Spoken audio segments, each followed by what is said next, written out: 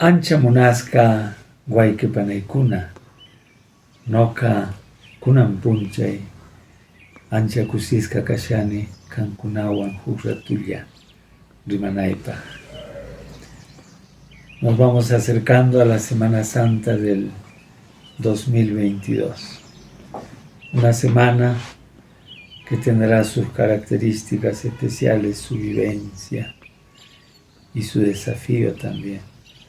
Porque la fe en Jesús no es una suma de verdades, aunque las hay, sino una suma de hechos, de acciones que nos lleven a acercarnos más a los que sufren, a dar esperanza como Jesús nos dio con su vida, con su muerte y su resurrección.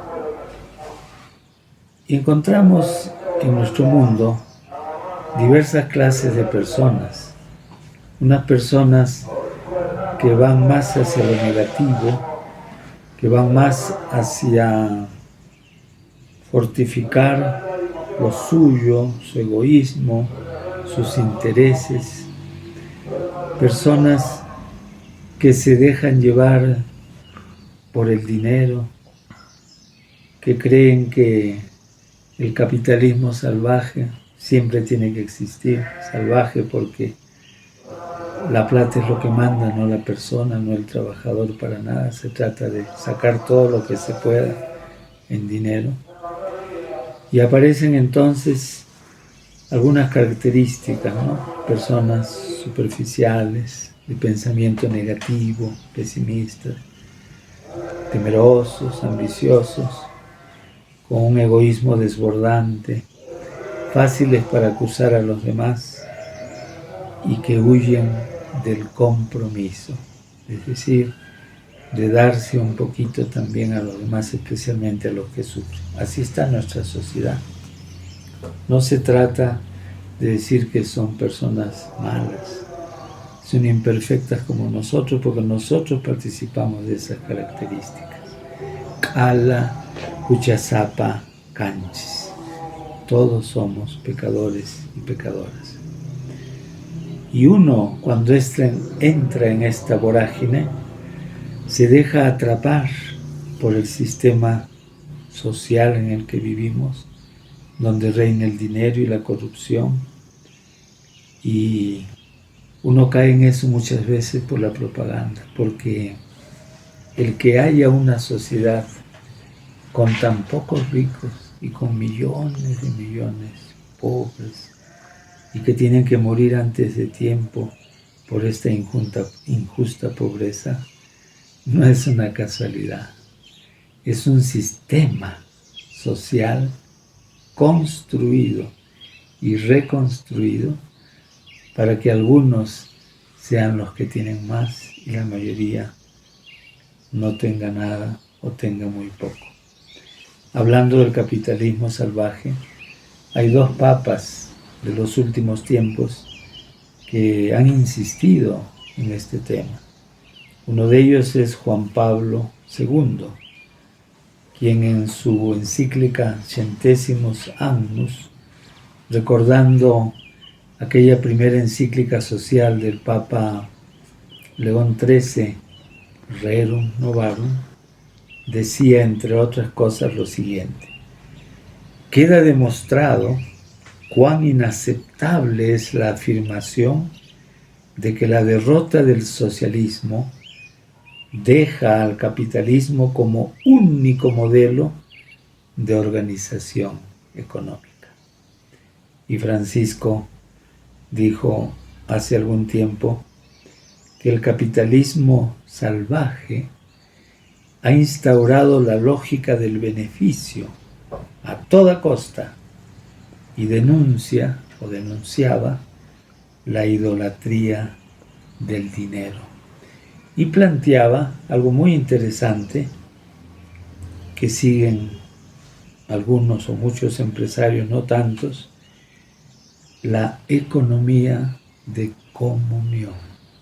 Esto lo dijo en 2017, pero este movimiento de economía de comunión viene desde los años 90. ¿Qué significa? empresarios y empresarias que tratan de ser justos con sus trabajadores, que los promueven, inventan más trabajo para que mucha gente se beneficie. O sea, ganan sí, pero de una manera correcta. Estamos pues entonces en una sociedad que podemos llamar permisiva. Todo vale, con tal de que haya ganancia.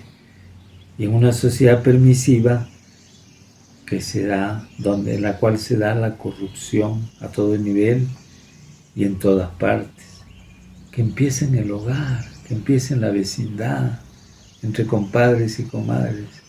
Comadrita, présteme plata, yo se lo pago a fin de mes.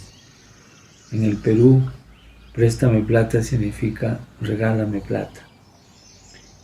Corrupción permitida que se da a todo nivel y en torno a los políticos todavía se escucha cuando dicen algunos, este político roba pero hace obras, votemos por él. Una sociedad que organice el placer con tal de que dé plata, por ejemplo las casas de juego que tanto daño hacen y las aceptó Belaúnde en su segundo gobierno. Una sociedad violenta, conflictiva, discriminadora, racista, machista. Ahí está el Perú, los poderes del Estado que se pelean.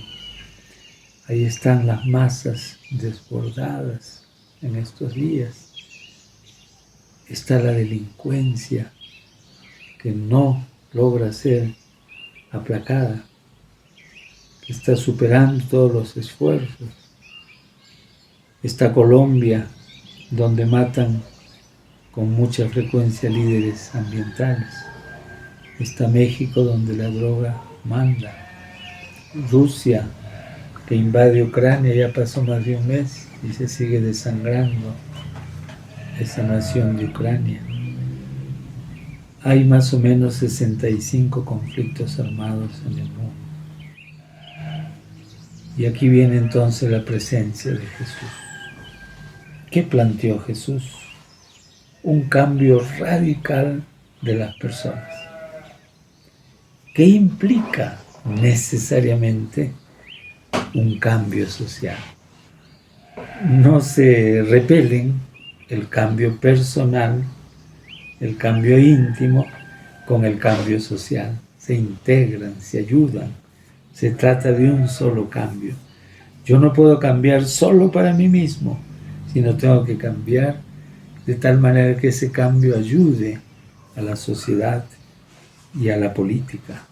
Es decir, que haya una política a favor de las mayorías. La práctica de Jesús fue por la justicia, la misericordia, la preferencia por los que sufrían, los que eran abusados, los excluidos. La palabra que puede resumir su vida es la bondad. Sin embargo, el pueblo lo admiraba, lo seguía, hasta lo quería ser su rey. Pero las autoridades religiosas y civiles, opresoras de ese pueblo, lo consideraron un peligro real. Les quitaba autoridad, quería cambiar el estado de cosas, eso no se podía soportar y había que matarlo.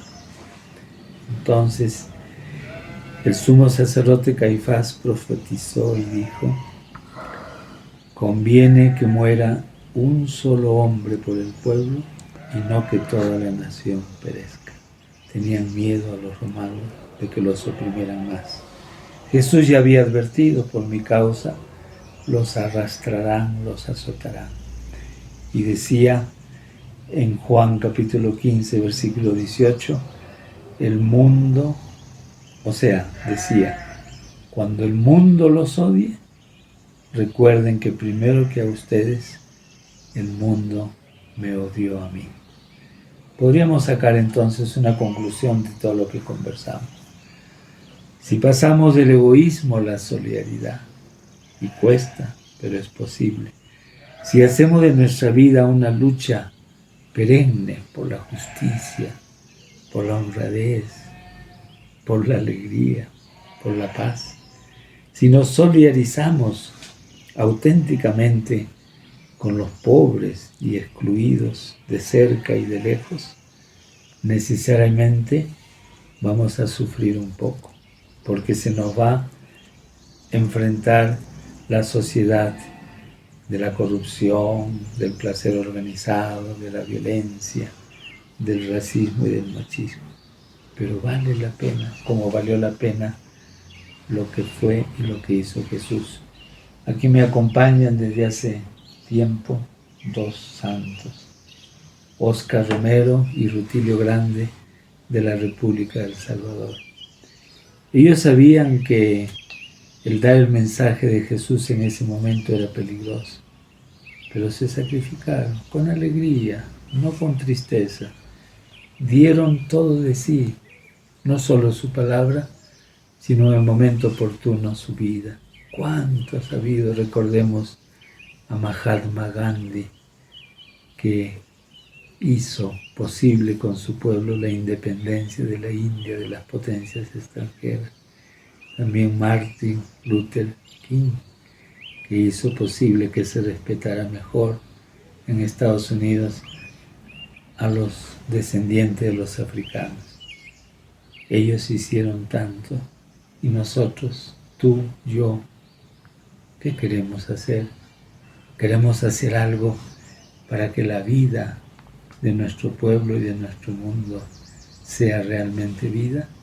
¿O queremos pasar, vegetar, como lo que no deja nada para la historia, ni para la fe?